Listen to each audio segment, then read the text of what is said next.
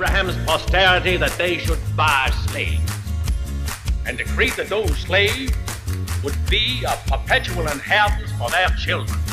God recognized Abraham as the owner of slaves he had bought, commanded him to circumcise them. And Jesus ordained that whosoever dared to raise seditious doubts as to the benevolence of the institution of slavery should be cast out and scorned not only as a danger to the state, but destructive to the true nature of the gospel. God decreed by law that slavery be honored and obeyed, being his ordainment. Jesus himself established by law the relation of master and slave. A master must exercise without any weakness his authority over the slave. The master must not hesitate to punish him severely, whipping him with the number of lashes commensurate to the offense. All this, dear brethren, is made known to us by the recorded language of the Bible. Slavery is therefore a divine institution, ordered and sanctioned by God. Therefore, with all the authority invested in me by the church, I, Reverend Thornton Stringfellow of the state of Virginia, order you to honor slavery and not to discuss it on the basis of false moral premises. Well, here's the thing. Black people are almost totally Europeanized to begin with. To leave the religions would be a blessing for our struggle, to do away with all of them. But being a realist as I am, I know that most folk are not going to abandon their religions because their religions are far more important to them than just something to believe in. Many people's psychological health is tied up in their religions. The church has gotten a lot of black people through tough times. The masjid has gotten a lot of black people through tough times. Would we be better off without the religions? Of course. But I also understand that the church and the mosque for many black people is a crutch that keeps them able to function on a day-to-day basis.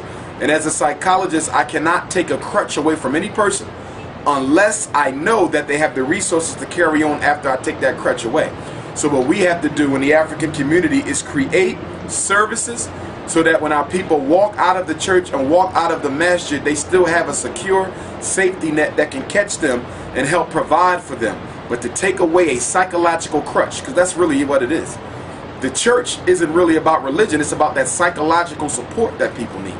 The masjid isn't really about religion, it's about that psychological support that they need. I've had dozens of people tell me I don't come here because of what they believe.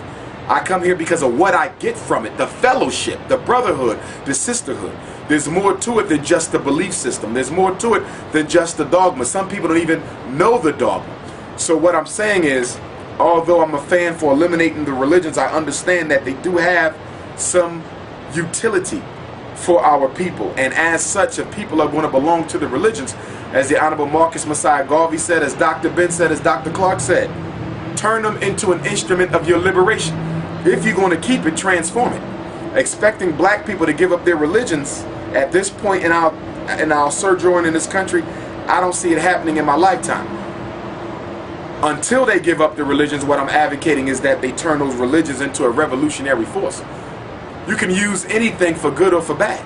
The problem with Christianity is that it's been used for bad. The problem with Islam is that it's been used for bad. The problem with most religions in the black community is that they've been used for bad. You could also turn them around and use them for good. Muhammad Ahmed used Islam to defeat the European in the Sudan. Malcolm X used Islam as a vehicle to black nationalism. Honorable Elijah Muhammad did the same thing. Marcus Garvey was a Christian, but he did not Christianize his movement. But you have examples of Christians such as in slavery and Reconstruction using their religion as a galvanizing force for the black struggle. So we will be better off without it, but if we're going to keep it, at least use it for the good of the people. But I also want to say one other thing. African traditional religion, which is probably a misnomer because they're really not religions, aren't dogmatic. They're really African spiritual systems. People often call them ATR, African Traditional Religion, which gives the false impression that they're based on dogma, like the major religions are. African traditional religions aren't based on dogma. They're not based on having some central figure who must dictate to you your destiny. They're based on you creating your own spiritual path with guidance from the priests and the priestesses. So it's a totally different approach to building a relationship with the universe and with God. That I'm totally for. It's different for everybody. Meditation can take on a million forms. Prayer can take on a million forms. And the beauty with African traditional religion, you can create whatever your form is. Somebody might meditate by reciting a mantra. Somebody else might meditate by listening to music. Somebody else might meditate, by brainstorming on a notepad. Me, I just like to get quiet and listen. Earlier today, right here on this balcony, I was engaged in the meditation. I use my stones. I use my beads. I do some mantra. I do some visualization. I do some real deep stillness of the mind type activity. Meditation is personal. It's not like church or masjid where everybody is told to do things all the same way in unison. It is a very, very individualistic form of expression. And so the person has to develop it on their own. But to get started is to get quiet and listen. Most people can't get quiet. You start off meditating 5 minutes a day. Next thing you know, you're up to 10 minutes a day. Before you know it, you can meditate for an hour. Okay? And of course, the high times to meditate is first thing in the morning or late at night, because that's normally when the spirits are at their highest point of activity, because most other living beings are at rest. So there's less negative energy in the evening because people are sleeping. So if you consider what do you call it? If you're trying to make a phone call on a cell phone, you could get interference from everybody else using their cell phone. So if you're trying to establish a connection with the universe, it's best to do it when most people are asleep, because there's less energy being put out there, which enhances your ability to establish a connection. But get quiet and listen. Find a chair, straight back chair like this, hands on your lap, feet on the ground. Okay, and again, you might start with it. You got to focus. The whole point is to focus and concentrate in an effort to still the mind. Whatever you need to do to quiet your mind is what you do. Some people use an image. Some people use a sound, a mantra. Some people focus on the sky. Some people close their mind and they do a blank stare. Whatever you have to do to still your mind. Meditation is about stopping the ceaseless flow of thought. We spend our whole life thinking, and the only way for the universe to give you divine instruction is for you to cut off the static going on in your mind called thought. And when you stop the thought, you give the universe time to come in and talk to you. Certainly, certainly, certainly. When we talk about the issue of black religion, we have to deal with the concept of holiness. All religions claim to be holy to some degree, to be manifested with a certain energy or a power to take individuals from where they are to where they need to be spiritually. But this concept of holiness is something that is often misunderstood by lay people, and it is a concept that religions, although they claim to be the embodiment of wholeness, are totally neglectful of. The root word for holiness is to be whole. So for a religion to be whole, that means it has to deal with the whole circumference of challenges that face black people. You can't just deal with faith. You can't just deal with belief. You can't just deal with money collection. You can't just deal with Bible or Quranic study. To be holy is to deal with the whole list of problems that black people have. Simply stated, in order to be holy, you have to be dealing with the spiritual as well as the political needs of African people. But we find with most black religions, they are not holy. They do not deal with the whole spectrum of problems that affect black people. They limit themselves to one thing: preparing you to die peacefully and preparing you for life in the afterworld. And as a result of that, black people are crying out. We are spiritually destitute, we are spiritually hungry, and we are spiritually impoverished. Because when we go to the church, when we go to the mosque, when we go to the temple, we're coming out feeling no better than we did when we went in. Of course, there's a temporary feeling of euphoria. There is an emotional high that surrounds black religion. And for a little while after the service, one might feel as if they benefited from it. But just like when an alcoholic is no longer being influenced by the alcohol, or just like a cocaine user is no longer being influenced by the cocaine, once the high wears off, black people find themselves that they're right where they were when they started. Now, the spiritual poverty is very, very major. And one of the reasons why we suffer such spiritual poverty in black religion is because black religion has severed all ties with ancient African spiritual practices. Black religion has cut the umbilical cord from its spiritual parent, which is the ancient African spiritual systems. When we look at religion and compare it to spirituality, Brother Curtis, we find that there's some very distinct features of spirituality that are not embodied in religion. And there's some very distinct features of religion that are not embodied in spirituality. For example, in religion, there's a concept of paying for forgiveness. When you read the Quran, when you read the Bible, when you study the culture of Christianity, the culture of Islam, and of course we know that the culture of Christianity is heavily influenced by European Christendom because they ruled the religion for so many years, and the same thing with Islam. It is heavily influenced by Arab culture because they have basically ruled the religion for so many years, which is another issue because you cannot separate religion. You cannot separate religion from the culture that groomed it. You cannot separate religion from the culture that groomed it. And unfortunately, the culture that grooms the religion tends to pattern the religion after its own cultural belief system. So as a result of that, in Islam, you see a degree of sexism that's even higher than the degree of sexism you find in Christianity because of the sexist nature of some, but not all, Arab cultures. Very important that we recognize that. Just like in Christianity, the imagery is totally European. Why? Because it reflects the culture that nursed Christianity from its dark ages, and that would be the European culture. But let's get back to some of these differences. In religion is the concept of paying for forgiveness, the concept of tithes. In Islam, the concept of giving 1/5 of what you earn to the church, okay, or the masjid, in an attempt to expiate some of your sins. There's all types of sayings in black religion that talk about how you have to pay your way out of sin. But when you deal with spirituality, money is irrelevant. Money plays no role in spirituality. One may choose to spend their money for righteous causes, but the spending of money and the giving away of money in and of itself does not expiate one person from their sins. And unfortunately, we have a situation now where rich people have come to believe that they are sinless.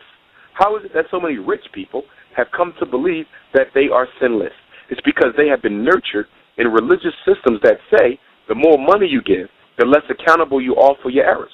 So you have a lot of rich black people who are giving millions of dollars to churches in exchange for freedom from their sins, which couldn't be furthest from the truth because both Muhammad, Jesus, Moses, all of these spiritual leaders who black people believe in and follow have argued repeatedly the point that it would be easier for a camel to go through the eye of a needle than for a rich man to enter heaven, which is ironic that we see so many black rich people who think they're going to heaven because they've given so much money away to the church, which is by design. Churches are businesses. Black people have a hard time accepting this. The masjid is a business. The Roman Catholic Church is a business. The Baptist Temple is a business. And most of the New Age black nationalist religions are also businesses. They exist to make money. And because they exist to make money, they always put features within the belief system that feeds the capitalistic agenda. Also in religion, we are taught that you have to find God. You must go on a search for God. But in spirituality, you simply are taught that you have to become aware of the pre-existing relationship you already have from the Creator. So there is no search for God because you are already one with God. You simply have to grow into the consciousness and awareness of your oneness with all that is, with your oneness with being, with your oneness with the supreme ruler of the universe. Now, the interesting things that religions do is they create a system where they put themselves between you and God. They put themselves between you and God, so the preacher becomes your attorney for God. The imam becomes your attorney for God. The temple leader becomes your attorney for God. Just like when you go into court, you need to have an attorney to argue your case to the judge, okay? Religion have set up the same sort of a judicial system when it comes to getting into paradise, where they teach you have to have an attorney in order to argue on your behalf to God that you have a right to the afterlife. And so the preacher is your attorney. The imam is your attorney. And they have very skillfully convinced black people that you have to belong to a church, you have to belong to a mosque, you have to belong to a temple in order for you to be on God's good side, which is interesting because most of these institutions, because they're not holy, many of them are not even on God's good side. So how in the hell is it necessary for me to belong to an institution that isn't doing God's work in order for me to be at peace with God? It makes absolutely no sense. Now, religions rule black people through the medium of fear. If you don't understand fear, you can't understand black religion. And this is another big difference between the ancient African spirituality taught by our ancestors and what is being taught in the church, in the mosque, and all other temples. And I refer to the church, I'm talking about all black religions, not just Christianity. But they use fear. They inoculate and intimidate their followers with fear. And this fear is so debilitating, Brother Curtis, that the fear takes over the common sense and intellectual process of black people to the point where you are afraid to do what? Question the nonsense that you are being fed. You are terrified about questioning the possibility that maybe Muhammad is not the prophet of God. You are terrified about questioning the possibility that maybe what you're reading in the Bible is not the words of Jesus Christ. You are terrified about questioning the possibility that maybe the name Allah is not the only name for God. Okay, maybe Jesus was not the only Son of God, but you're terrified. Why? Because the church and the mosque have taught black people that to question the doctrine, to become curious about the dogma, okay, is to earn God's displeasure, which means what? Religions are institutions of ignorance. And I know some of the listeners are going to have a hard time swallowing this pill, but in order for us to wake up, we have to get out of our paralysis of analysis. We are afraid to analyze the different systems and processes and leaders and behaviors that we see amongst the race. And in order for us to get from where we are to where we need to be, in order to make material progress, political progress, spiritual progress, economic progress, we first have to make intellectual progress. We have to improve our ability to think and think deeply about everything. And one of the things that we have to analyze is how religions function by way of the ignorance of its followership. Simply believe what I'm telling you. Don't question it. I was raised Islamically. My father was a Sunni Muslim, still is. I was a Sunni from birth until my 10th grade year. Then my father became a follower of the Shia tradition of Islam. My mother's family, so that's my paternal side. My maternal side, they were Christian. I have an uncle who's a minister. My paternal grandmother, my father's mother, who is the one of the great nieces of Frederick Douglass, she's a Jehovah's Witness. One of my paternal aunt's husbands, he was a member of the 5% Nation. I've had members of my family who are members of the Nation of Islam. So I've had a little bit of everything within my family system. And growing up, one of the things that always fascinated me, because I've always been a deep thinker. That's why I decided to become a psychologist, because I just love to think about the mind and study the way people behave. But as a young child, Brother Curtis, it always interested me how people would take something and believe it without any proof behind it. To take something and believe it without any proof behind it. But religion has that miraculous ability to make people believe. Why? Because people are inoculated with the fear of divine retribution for the possibility that you may not be believing in something that is true. But in spirituality, God is not this great retributionist. He's not an abuser of human beings. God does not want everyone running around being afraid of the supreme ruler of the universe. God does not function through a series of painful experiences in order to get you to recognize who the supreme ruler of the universe is. God functions on compassion, not punishment. Spirituality is about compassion, but black religion is about punishment. And then you have to look at the sexism in religion, Brother Curtis. And this sexism I find in nearly every black religion, whether it is a new age black nationalist religious cult, or whether it's a traditional religious a movement, whether it's Orthodox Islam or Christianity. There's really no role for the female. There's really no role for the woman in the church. There's really no role for the woman in Islam. There's really no role for the women in any of the religions that black people pretty much belong to, except the African traditionalist religion. So those who practice the Kemetic system, the Dogon, Yoruba, okay, you see that feminine principle. But Islam doesn't deal with a feminine principle. Christianity doesn't deal with a feminine principle. Now, some people would say, well, how can that be, Brother Umar? Isn't the church 85% women? Aren't black women converting to Islam every day?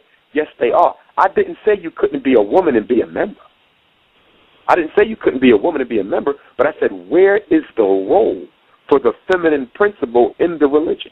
In most black religions, the black woman is simply a slave to be used at the beck and call of the man, whether it's a sex slave, whether it's a kitchen slave, whether it's a house slave, whether it's a church slave, but your job is to follow the orders of your slave master, who happens to be the other men, and of course, the imam or the preacher.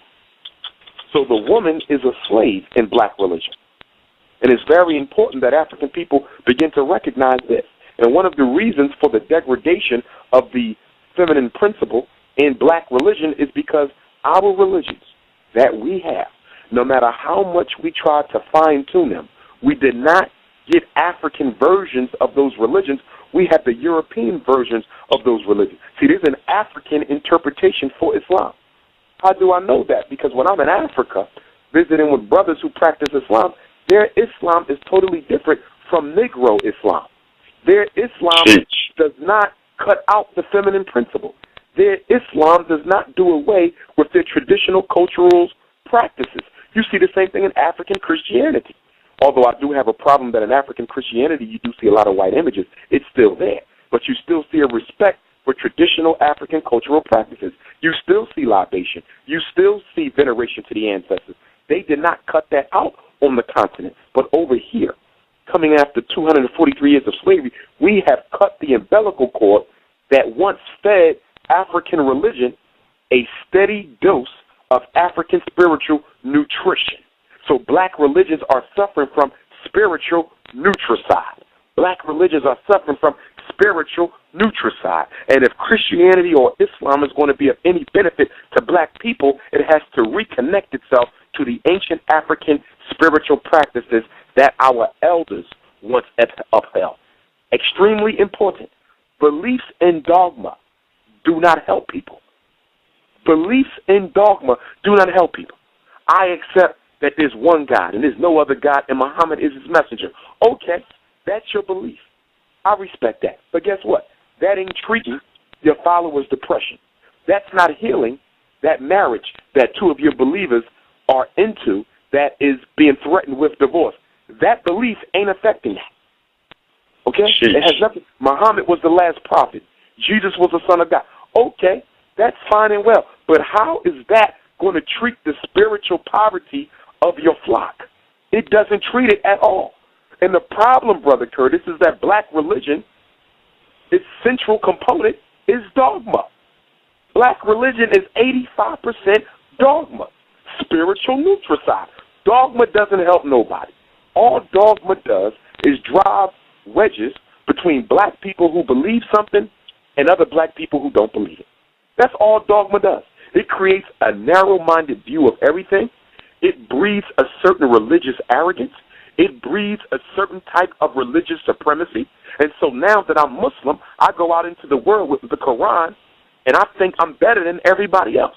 There might be an elder there who is not a Muslim, but because I'm Muslim, I believe that I'm more right and exact than he is, and he's old enough to be my great-grandfather.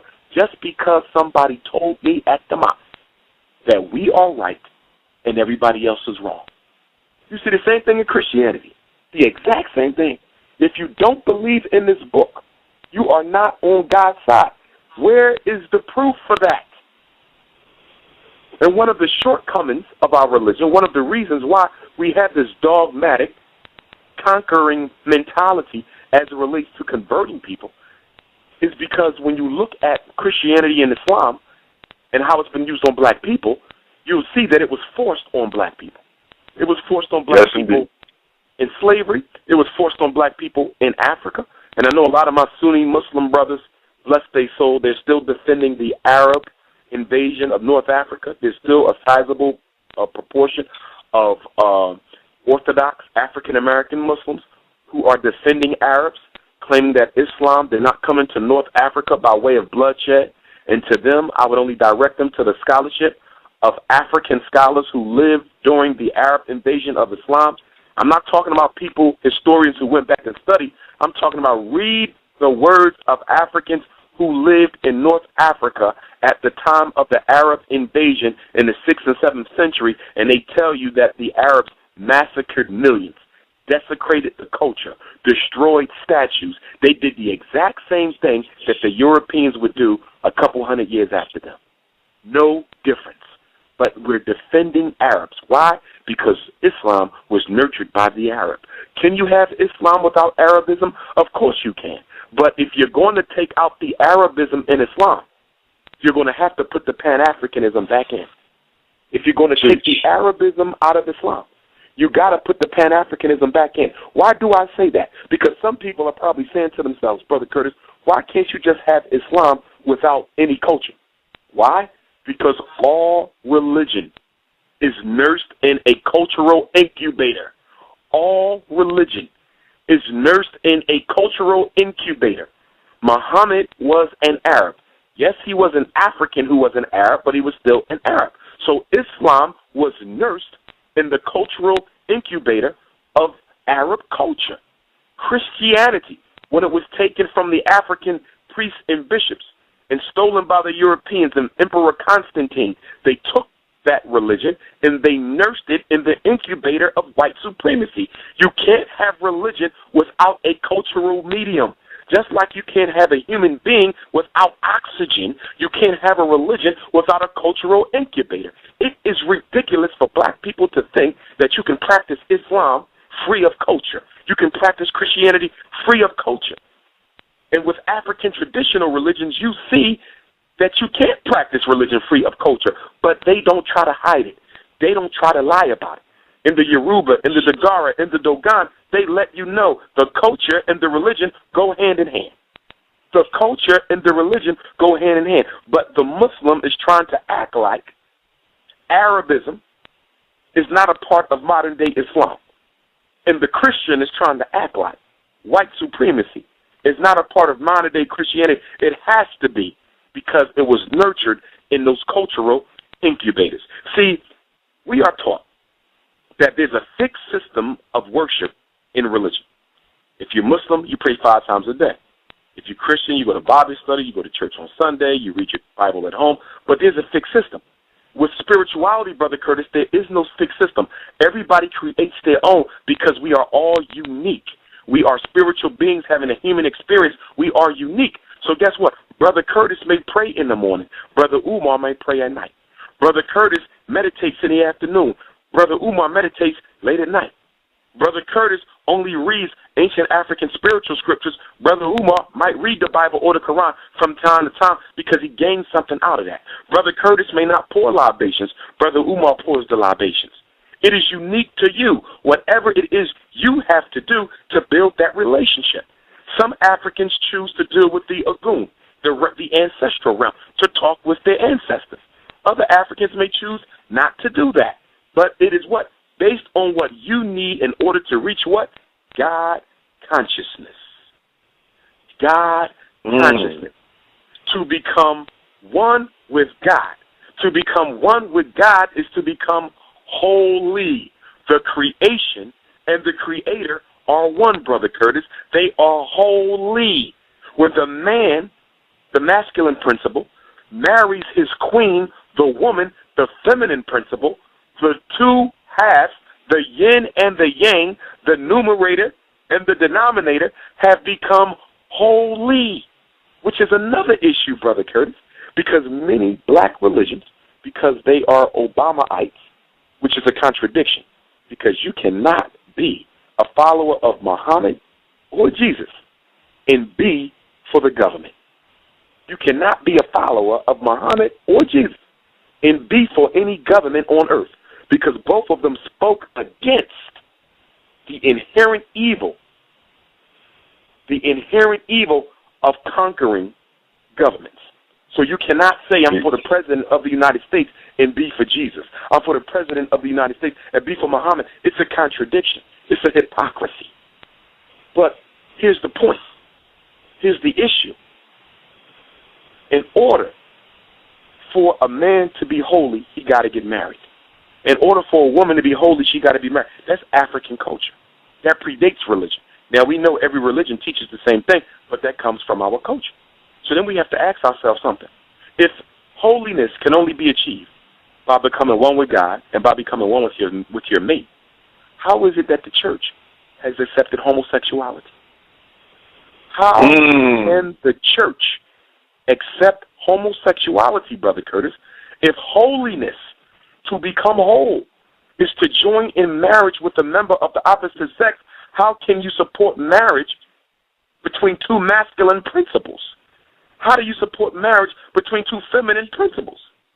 If the vagina must meet with the penis for the ankh or everlasting life to be created, how can you support a system of marriage where the yin is not coming in with the yang, where the masculine is not marrying the feminine? How do you support that? That means your religion can't be holy. In fact, not only is the religion not holy, Brother Curtis, it becomes an agent of the devil, which is to do evil. Because to support homosexuality is to do evil or to become the devil. And so black people have to begin to analyze these religious systems because they're more evil than they are righteous. See, the goal of religion is to teach the superiority of a certain belief. The goal of spirituality is to nurture oneness with your Creator. The goal of religion, superiority of belief, spirituality, oneness with your Creator.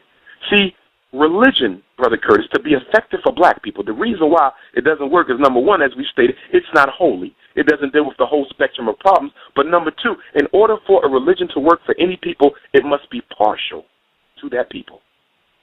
Yes, sir. In order for religion to work for any people, it must be partial to that people. Europeans used Christianity to enslave Africans. Arabs used Islam to conquer North Africa. Our African brothers and sisters who teach African traditional religions, they use it to improve upon the culture and improve upon the unity of the diaspora. It must be partial. The problem is Islam is not partial to black people. It's partial to the Arab agenda. Christianity is not partial to black people. It's partial to white supremacy. And that's why black people are not holy when they go to church and when they go to the mosque, Brother Curtis. Why? Because I come here to build a relationship with God. But in order to fight against police brutality, I got to go somewhere else. I come here to worship God. But in order for me to do something about my husband who's beating on me at night, I got to go to Women Against Rape. I come here to deal with God. But if I need help for my son who's in jail for a crime he didn't commit, I got to go find a white lawyer to represent him. I come here to worship God. But guess what? If I have been a victim of molestation at the hands of a blood relative, I can't go to my pastor, to my imam, because they too cowardly to do anything about it. I have to go somewhere else. Look at that, brother. You have to split the institutions up because the church and the mosque don't want to deal with anything else except collecting your money and preparing you for the afterlife. It's amazing how they claim to be against evil but do nothing about it in the black community. Interesting. Religion is about the masculine principle. Very interesting. Religion is about the masculine principle. Spirituality is about the balance of the masculine and the feminine principles. Religion has a limited concept of God. It's limited. Okay? You are given a picture of God in your mind. In Islam, they say that God has 99 names. There's 99 names for God. Well, guess what? I got news for people. There is no limit to the amount of names that God can have, because to limit the names for God is to limit God. There's no name that can properly define the unnameable. Allah isn't sufficient. You can use it if you want. Jehovah isn't sufficient. You can use it if you want. Elohim, Aladumare isn't sufficient. You can use it if you want. Ptah isn't sufficient. You can use it if you want, but don't say there's 99 names, and after that, that's it. Well, if each word has roughly a dozen synonyms, that means 99 times 12 is going to give you a whole lot more than 99. But this is what we're taught, and we don't question this nonsense. Jesus, God, Yahweh. Says who? These are simply names that people gave to try to capture a concept that cannot be captured. You can never truly understand the unnameable. You can simply only continue to increase your conscious understanding of the unnameable. That's the problem. In religion, you got to have a leader. In spirituality, you need no leader. There is no go-between. You never have to go to church. You never have to go to the mosque. And do you know why a lot of people spend so much time in religious institutions in the first place? Because they're looking for holiness. They're not whole. And they believe by going there and being around other individuals who believe what they believe, they can sooner or later become convinced of the accuracy of this inaccurate belief system. Why are so many women in church? Churches are meccas for single black women. You know why they're there? They're trying to get whole. They're not necessarily trying to find Jesus. They're trying to find a husband. But see, no one's dealing with this. No one's dealing with this. I look at the African-American Islamic community, and I look at how we have this situation of serial polygamy, where you got African-American Sunni men, Muslims, not all, but a good deal, who are marrying sisters today, divorcing them 3 months later, but the only problem is she's pregnant with a seed. But you've left her and went to another woman, and now you've impregnated her. So you got situations where you got a man who may have had 12 different wives in only 6 months. 12 different wives, 12 different children, and half the women on public assistance. Polygamy is supposed to benefit the women, not the men. When you have polygamy benefiting the men more than it's benefiting the woman, that's not polygamy. That's what you call a pimping arrangement. You're simply pimping the women. Polygamy was designed to make the women holy. Why? Because marriage is a requirement in African culture. And since there's more women than there are men, in order for women to become holy, spiritually and personally, they got to get married. So polygamy was instituted to help our sisters achieve holiness, the marriage of the masculine and the feminine principle. But brothers are taking polygamy and they are abusing it, which means it is no longer holy. And then we got to talk about the psychological problems in the church and the mosque. And I'm not limiting this discussion to the church and the mosque, but I mention those two as examples because most black people in America belong to one or the other. They're either Christian or Muslim. So I use those two. But we can talk about any of the black religions except for most of the African traditionalist religions. But one of the concerns I have about all religion, all black religion, and this goes back to my principle of religion needing to be partial to the people that it serves. This is the issue. All black religions, nearly every one, is integrationist based. Yoruba, integrationist based. The Kemetan system, integrationist based. I believe the Dogon, integrationist based. Christianity, Islam, integrationist based. Okay? You have a few New Age black religions that are exclusively black, but 99.9% of all black religions on the face of the earth are integrationist based, which means non-black people can join. That's the problem.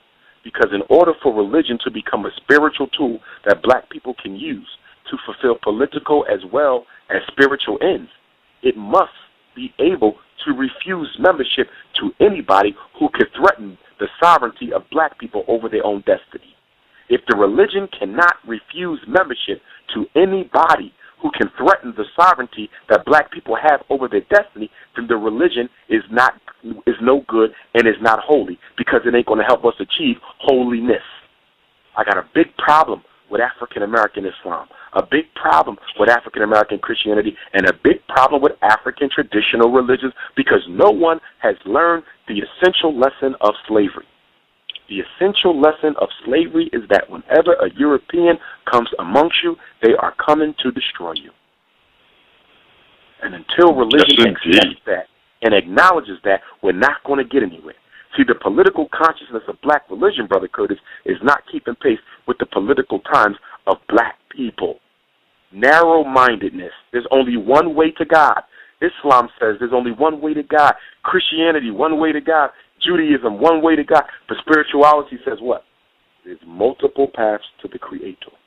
And I'm going to throw this last concept out there because you may have something or you may have some callers, and it is this concept of monotheism. We have to deal with the differences amongst traditional African religion and spiritualities, concept of monotheism, and the Arabized and Europeanized Islam and Christianity's versions of monotheism. According to Islam and Christianity, you are largely separate from your Creator. You are largely separate. The Creator does not live in you. The Creator is not manifested in you, despite Jesus saying that the temple of God is within. Despite numerous references in the Quran to the Creator being closer to man than his own life being. But you're essentially separate. You're essentially separate from God. So you're not holy. Look at that. I want people to constantly look at the lack of holiness in black religion. To be whole, to be one. Holiness is oneness. But in African spirituality, what are we taught? There's multiple paths to the same goal. Multiple paths. It don't matter what religion you belong to. The only thing that matters is the quality of the relationship you have with the Creator, the quality of your consciousness, the quality of your oneness. But in the monotheism of African spirituality, Brother Curtis, it is a diffused monotheism. What do we mean when we say diffused monotheism? It means that the Creator is diffused into all creation. God exists simultaneously as separate and alone and as part of everything on earth. That's right. It is the separate and yet companion to all that exists. God is in the trees. God is in the water. God is in the animals. God is in life. God is in a rock. God is in the house. God is in the wood. God is in the oxygen, in the wind, in the thunder, in the lightning. Europeans misunderstand this. Black people misunderstand this. They take it to mean that Africans believe in multiple creators. They believe in water. They pray to trees. They pray to ants. They pray to snakes. No, we don't. We are simply doing what? Recognizing God's presence in everything that God created. Diffused monotheism. God is one with everything that exists, that which is animate and inanimate, that which breathes and that which does not breathe. That is a far, far stretch away from what Islam and Christianity are teaching. Now, your listeners have to ask themselves one question. Which route would get me to God consciousness sooner? Would I get to God consciousness sooner recognizing that my ancestors are alive and are one with the Creator and are still in my company even now as I speak? Would it get me to the Creator closer to understand that God lives in every living and non-living thing? So the animals in my house, the plants in my house, the healing stones in my house all have a speck of God's omnipotence? That means I'm living in a holy universe, a holy world. Everything around me emanates with God's vibration. Is that going to get you closer to God consciousness? Recognizing that God is not a man or a woman, so whenever we say he or she, we are absolutely wrong, and all we're doing is reflecting the human ignorance to try to reduce the infinite, unnameable, to a finite object? Or is it better to look at God as separate? Is it better to see God as a man? Is it better to believe in a God that doesn't allow you to communicate with your ancestors, or to believe in a God who runs the world through fear and retribution. Because if you believe in a God who runs the world through fear and retribution, Brother Curtis, then you should have no problem believing in white supremacy, because it also runs the world through fear and retribution. And I'll stop there.